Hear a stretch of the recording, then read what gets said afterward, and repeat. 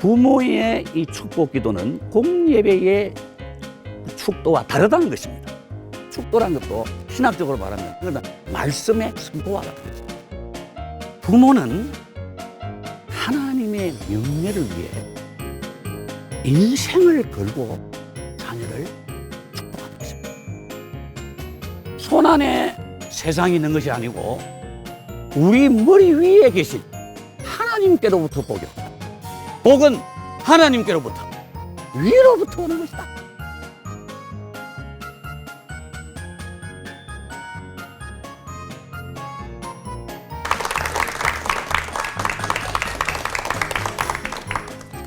부모세움의 주준태 목사입니다. 축복과 대화가 있는 가정예배를 꿈꾸고 있습니다.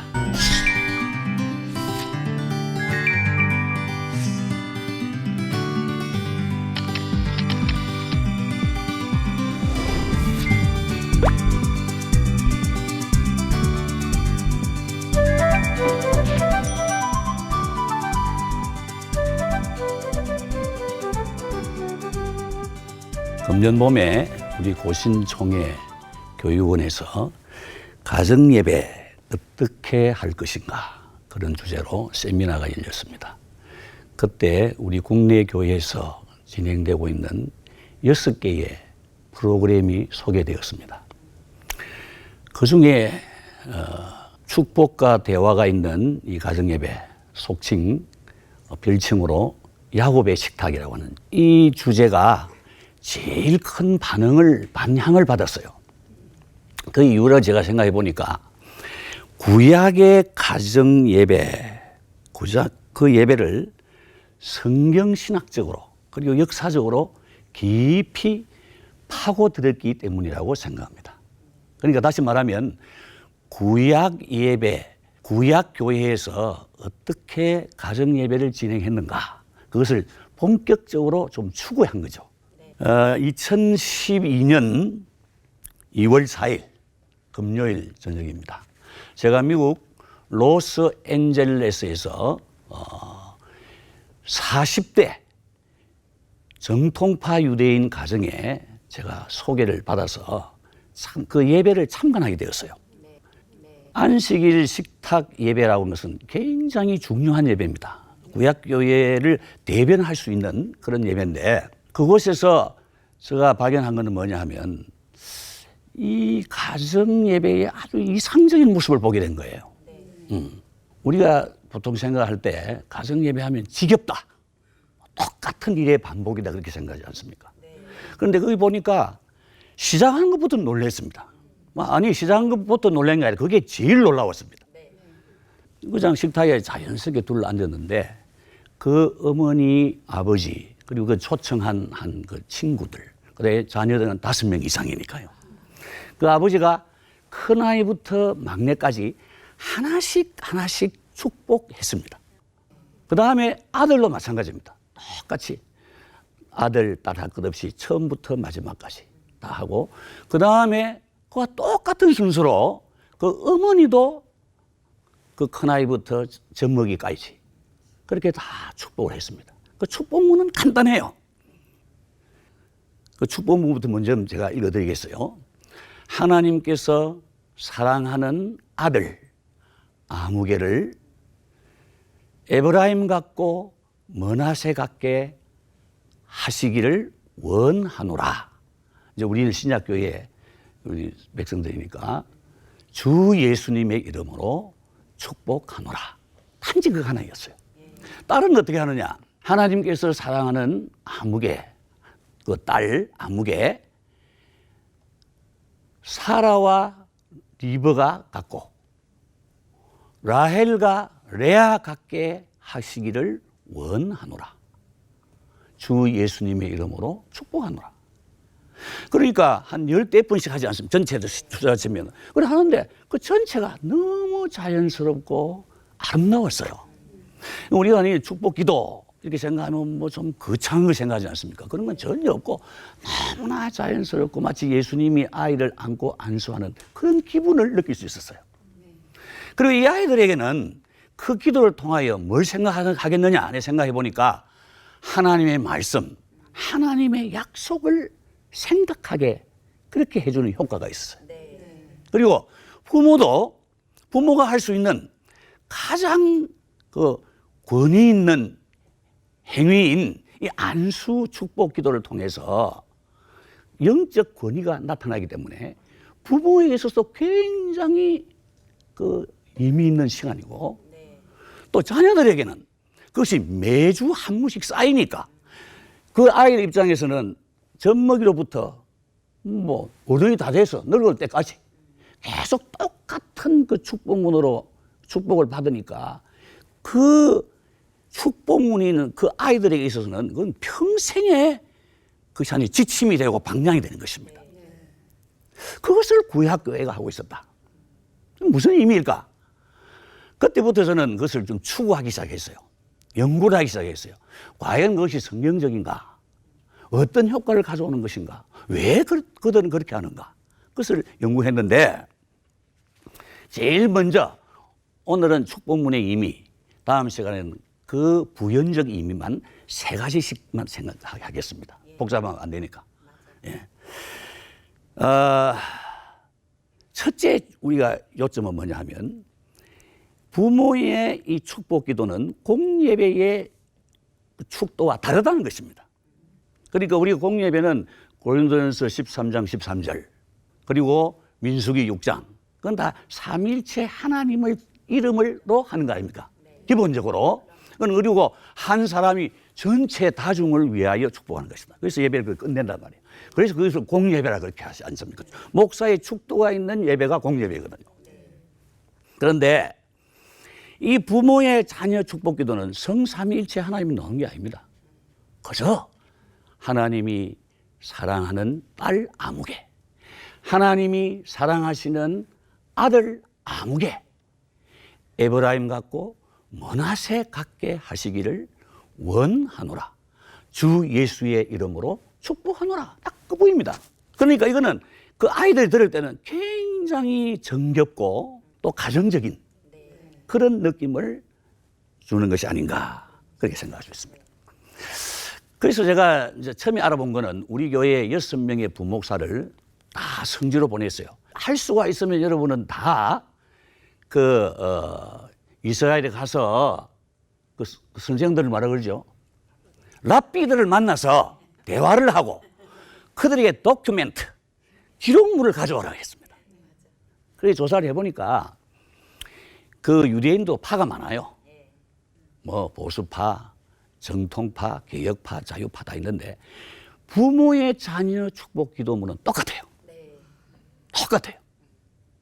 그래서 우리가 물어봤습니다. 그들에게 왜 성경에 좋은 이름들 많은데 하필이면 별로 유명하지도 않는 에브라임과 므낫세 이름으로 축복을 합니까? 라고 물으니까 그들은 일구동성을 하는 말이 우리 조상들이 그렇게 축복했고 그렇게 축복하라고 성경에 말씀했기 때문입니다. 그게 답이었어요.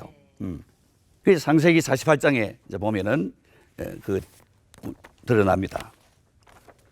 8절 9절에 보면 요셉이 그의 아버지 즉 야곱이지요. 야곱에게 이르되 이는 하나님이 여기서 내게 주신 아들들입니다. 그 아버지 야곱이 말하기를 그들을 데리고 내 앞으로 나오라. 내가 그들에게 축복하리라. 그러니까 축복은 가정에서 누가 하느냐? 원래 조부모나 어머니나 아버지가 하도록 되어 있는 것입니다. 그래서 20절에 보면 이스라엘이 너로 말미암아 축복하기를 보세요.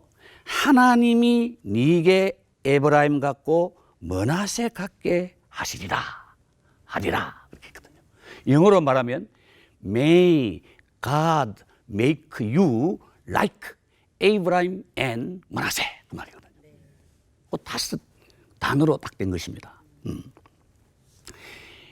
사실 요셉은 그때 아이들을 둘 낳지만은 그 아들이 그 아버지의 축복으로 인하여 그 할아버지의 아들로 그 양자로 입양된 것입니다. 우리 성경을 읽어보면 말이죠. 그건 다른 말로 뭐냐면 요셉은 그 12아들 중에 장자가 된 것입니다. 영적 장자가 된 것입니다. 그 애가만 따블의 몫이 같단 말이에요. 그러니까 이 말은 무슨 말인가 하면 출애굽기 4장 22절에 여호와 하나님께서 말씀하시기를 이스라엘은 내 아들 내 장자니라 그렇게 말했어요. 예수 믿는 사람은 이 세상에 하나님 앞에 장자입니다. 장자. 장자의 축복을 그때 선언한 것이죠. 이 굉장한 의미가 있습니다. 그러므로 여러분이 자녀들 축복할 때 뭐 이제 여러분 할아버지 됐을 때는 이건 외손자다, 친손자다, 하나님이 사랑하는 친손자 누구누구를 이렇게 말씀 있지만은 그러나 하나님 앞에 기도할 때는 다 아들, 딸이라고 할 수 있습니다. 왜냐? 하나님께는 손자가 없으니까요. 그 이해하시죠? 그게 첫째 중요한 것이고, 그 다음에 기도할 때는 반드시 이렇게 간단하게 축복문이 여러분 목사의 축복 축도 말이죠. 강복 선언이 얼마나 간단합니까? 자녀의 축복기도 성경에 그와 똑같이 간단한 것입니다. 그게 중요한 포인트입니다. 그리고 목사님의 축도와 이 부모의 축복이 다르다는 의미에서 차별성이 있습니다. 그리고 하나는 전체 앞에서 하는 것이고 하나는 한 사람 한 사람 개별적으로 그 머리에 손을 대고 그 입에다가 말해주는 것. 그게 특징이다.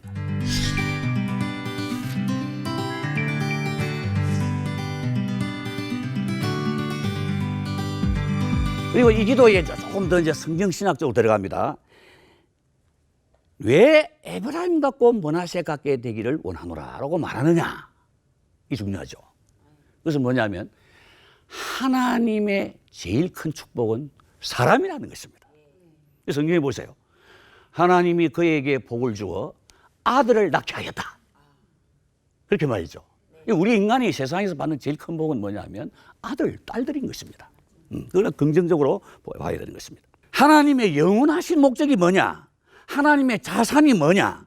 하나님의 형상 그리스도를 본받는 우리 한 사람 한 사람의 자유로운 인격이라는 것이죠. 이 축복문에서 부모는 언약의 자녀들에게 첫째, 예배적 인격이 될지니라고 복을 선언하는 것입니다. 너는 하나님을 알고 사랑하고 섬기는 사람이 될지니라. 또는 사람으로 하나님이 그렇게 만들어 가실 것이다. 그렇게 선언하는 거예요. 내가 노력한다는 말이 아니라 하나님의 뜻을 그 부모가 그 머리에 손을 얹고 그 귀에다가 선언해 주는 거예요. 이게 사실 우리 축도란 것도 신학적으로 말하면 이건 말씀의 선포와 같은 것입니다. 우리 해주시옵소서가 아닙니다, 사실은. 그러니까 이 아이들이 어릴 때부터 그 기도를 듣고 한다는 건 굉장한 것이요. 예배라는 건 하나님 경외하고 하나님 사랑하는 거 아닙니까? 1계명부터 4계명까지 다 그거거든요. 1계명은 예배의 대상, 2계명은 예배의 방법, 3계명은 예배의 자세, 4계명은 예배의 시간을 규정하는 거 아닙니까? 이게 제일 중요한 것이다. 두 번째는 뭐냐? 너는 인하적 인격이 될지니라. 인하적 인격. 기독교 교육에서 첫째 예배적 인격, 두 번째 인하적 인격. 인하적 인격은 뭡니까? 사람을 이해하고 사랑하고 도우고 그리스도를 전한다 이거죠. 이 아이들은 그런 축복을 받는 거야. 너는 그런 사람이다 라고 하는 인식을 주고 선포해 주는 거예요. 그래서 이스라엘 사람들은 사실 그 이웃을 사랑한다는 것, 이 둘째 계명, 크게 둘째 계명이고 5계명부터 10계명 아닙니까? 이웃을 사랑한다는 것은 그 축복을 통해서 그들의 몸에 배어 있어요. 그래서 이스라엘 백성은 역사적으로 이 세상에서 자기 이웃을 제일 사랑한 형제들을 제일 사랑한 사람들입니다. 노예 시장을 가다가 그 노예가 유대인이다 아니면은 그 유대인들은 돈을 다 털어서 그 노예를 해방시키고야 마는 것입니다. 왜 그러냐? 그들은 이 나눔의 흐름, 경제에 대해서 제일 좋은 말인데요. 이 나눔의 흐름을 통하여 그들의 삶의 초점을 사랑의 공동체, 민족을 위한 선한 일이라고 하는 이런 보다 높은 목적에 그들의 삶을 두었기 때문에, 인격을 두었기 때문에 그들은 쉽게 하나가 될 수 있었던 것입니다. 세 번째는 뭐냐? 여러분, 우리가 왜 하나님의 언약 백성이 되었습니까? 다른 이유가 없습니다. 신명기 7장 8절에 보면 하나님이 우리를 사랑하심으로 인하여 또는 그 조상들에게 맹세한 맹세를 위하여, 맹세 때문에 우리는 하나님의 언약 백성이 된 거죠. 우리가 한 건 아무것도 없습니다. 그래서 하나님 오셔서 우리를 선택하시고 부르시고 또 그리고 일방적으로 맹세하신 거죠. 너는 내 아들이 되리라. 주 예수 그리스도를 믿으면 내 하나님의 아들, 딸이 되리라. 그것이 하나님의 언약이라는 거예요. 그래서 그 언약을 받은 사람은 어떻게 하나님을 섬기며 살아가느냐. 이 세상에서 어떻게 살아야 하느냐. 그 하나님 의식이 있었기 때문에, 하나님의 언약에 대한 믿음이 있었기 때문에 그들은 세속에 살면서도 신앙적인 가치를 끝까지 지켰던 것입니다. 요셉이 그랬습니다. 요셉은 사실 거기서 낳다가 죽은 것 같이 사실. 또 야곱은 언제 왔느냐? 130세 때 와가지고 언제 죽었습니까? 147세에 죽었으니까 17년을 살았죠. 사는데 그 모든 그 형제들끼리, 족장들이 형제끼리는 늘 알력이 있었습니다. 예를 들면 이삭과 그 형제 이스마엘, 그리고 야곱과 에서. 그런데 자기 와서 보니까 이 손자인데 이 두 사람은 사이가 너무 좋다. 성경에 좋다는 말은 안 나오는데 랍비들이 그렇게 해석을 하고 있더라고요. 참 사이 좋다. 그래서 너희도 이렇게 살아야 한다는 의미에서 아까 인하적인 인격이 되라고 그렇게 그들은 인식을 하게 된 그 말을 통해서. 그리고 그들은 하나님의 시선을 늘 의식하고 하나님의 언약을 믿고 하나님의 언약을 바라는 가운데 그 세속 가운데서도 하나님의 백성의 정체성을 잃지 않고 살아간 원동력이 뭐냐? 일주일에 한 번씩 그 귀에 들려준 부모의 축복 기도였다는 것입니다. 그래서 후세 사람들이 그렇게 말합니다. 유대인이 안식일을 지킨 것이 아니라 안식일이 유대인을 지켰다. 오늘도 마찬가지. 우리가 주일을 지킨다기보다도 주일이 사실 우리를 지키고 있는 거예요. 그러니까 주일 예배와 가정 예배는 뭡니까? 언약 백성의 정체성과 존재감을 확인하는 생생한 언약 갱신의 현장이 되는 것이죠. 그러니까 부모가 얼마나 신앙생활을 잘해야 이 아이들에게 권위 있게 축복할 수 있겠느냐. 그게 우리의 갈등 아닙니까? 애들 우리 약점 다 아는데 애들은 부모의 약점을 다 보고도 내가 정말 머리를 그 부모 머리맡에 손 밑에 갖다 대겠느냐. 이게 문제란 말이에요. 그래서 제가 여기서 극복하는 이야기를 해드릴게요. 신앙생활에는 여러분 우리가 과거에 잘못 이해하고 있는 게 있습니다. 위인전이라고 했어요. 위인전. 신앙생활은 위인전이 아닙니다. 자서전입니다. 자서전. 실패와 가오를 인정하는 것이 신앙이고요. 그리고 회개하는 진실은 늘 통하는 것입니다. 위선을 떨면 오래 그렇게 축복할 수 없습니다. 여러분, 아이들이 다 사춘기를 지나가면 전에 알던 아이들이 아닙니다. 우리 딸은 자라면서 사춘기를 들었으니까 두 가지 질문을 합니다. 하나는 뭐냐면 하나님은 누가 낳았노? 첫째. 두 번째 질문은 하나님은 없으면 좋겠다. 그게 우리 목사의 딸의 정체성이에요. 기본이에요. 우리 교회 부흥회를 하신 최영남 목사님의 아들이 둘이 있는데 둘째 아들이 딱 그와 같았답니다. 아버지 나는 교회 안 나가랍니다. 아버지 그거 사귀시는 거 아닙니까? 그때 놀더래요. 그래서 이 목사님이 한 번은 그 아이와 늘 대화하기를 노력했지만 한 번 따로 불러다가 조용한 시간에 아들아 정말 하나님이 살아계심을 알고 싶으냐? 그렇지. 너 알면 하나님이지. 너네 뭐냐? 아들아 하나님이 살아계심을 알고 싶거든 나를 보아라. 아이가 가만히 생각하지만은 눈물 흘리면서 하나님은 살아계십니다. 그렇게 말합니다. 나오미 루시아도 마찬가지로 생각합니다. 나오미가 뭐 맨날 할렐루야 하고 살았겠습니까? 그 얼마나 형편이 안 좋았습니까? 난 맨날 울고 원망하고 살았다고 생각합니다. 그러다가 어느 때 그 고향의 베들레헴을 하나님이 건국하신다는 말을 듣고 내가 돌아가리라 회개하리라고 했을 때 이 루시 분열을 본 거 아닙니까? 난 성질도 별로 안 좋고 원망도 많이 하고 후회도 많이 하고 죄도 많이 짓지만은 그래도 그 속에 웅크리고 있는 신앙이 있더라, 이걸 발견한 거예요. 그래서 예수님 말씀하시기를 빌립아 어찌하여 하나님을 보이라 하느냐, 나를 본 자는 아버지를 보았거늘 어찌하여 아버지를 보이라 하느냐 그랬지 않습니까? 부모는 하나님의 명예를 위해 인생을 걸고 자녀를 축복하는 것입니다. 부모는 왜 존재하느냐? 자기 음성으로 자기 자녀를 축복하기 위하여 존재하는 것입니다. 오늘날 아이들은 잡스가 갖다 준 스마트폰을 보고 거기 온 세상이 거기 있다고 생각하면 전부 내게만 보고 삽니다. 그것이 인생이냐? 온 세계냐? 아니란 말입니다. 아이들이 그거 다 알아요. 우리 엄마 아빠가 온전하지 못하는 거 압니다. 그래도 또 회개하고 이래서는 오뚝이라는 것도 압니다.